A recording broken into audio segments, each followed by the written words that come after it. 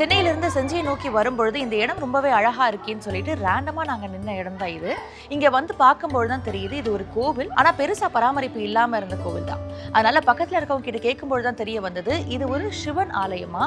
And இந்த கோவில் archaeology department கீழே இருக்கிறதுனால இங்க பூஜைகள் நடைபெறுது இல்லைன்னு சொல்றாங்க. ஒரு காலத்துல யாருமே இந்த கோவிலுக்கு வரலன்னு சொல்லப்படுது. அதுக்கான முக்கியமான காரணம் என்னன்னா, இந்த கோவிலானது இடிபாடுகளுக்குள்ள சிக்கி இருந்ததாகவும் ஆர்கியாலஜி டிபார்ட்மெண்ட் கிட்ட வந்த பிறகு இதை புனரமைச்சு மனிதர்கள் நடக்கக்கூடிய வகையில இந்த சுத்தி இடங்கள் எல்லாமே பார்க்கக்கூடிய வகையில அவங்க ஏற்பாடு பண்ணி வச்சிருக்கிறதாகவும் சொல்லப்படுது.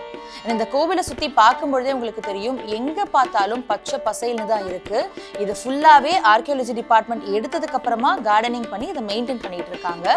அண்ட் இந்த கோவிலை விட்டு கொஞ்சம் வெளியில வந்து சுத்தி பார்த்தா அங்க இருக்கிற ராஜா ஃபோர்ட் நல்லாவே தெரியும்.